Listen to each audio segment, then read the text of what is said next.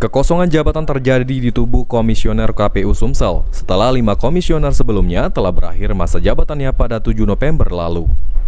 Saat ini mengisi kekosongan jabatan KPU RI untuk sementara mengambil alih jabatan KPU Sumsel yang kosong tersebut.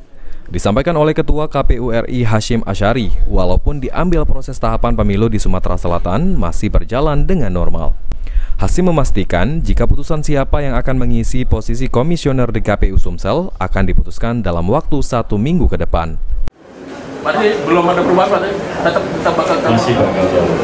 Ketika putusannya kan tanggal 13 November 2020. Pak, untuk KPU Sumsel sendiri kapan akan dimulai? Sesegera mungkin. Pak, kenapa Pak? Ada perubahan dari jadwal kampanye dong? Apa? Perubahan jadwal dari kampanye, ada perubahan. Perubahan apa? Jadwal kampanye.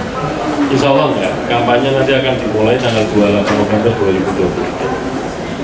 Calon komisioner tadi kenapa mau Pak sekarang Pak?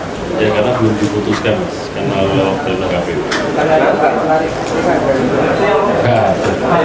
Biasa-biasa. Tapi kan selesai jabatan masa jabatan dari Iya. artinya dari KPU RI yang mengambil alih Iya, diambil oleh KPU.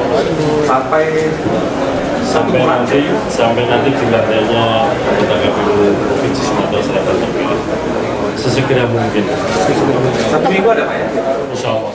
Sejauh ini, sudah ada 10 nama yang bakal mengisi jabatan komisioner KPU Sumsel, dan 10 nama itu telah diserahkan oleh tim seleksi ke KPU RI untuk diputuskan. Firman Hidayat, Aji Delia, PAL TV.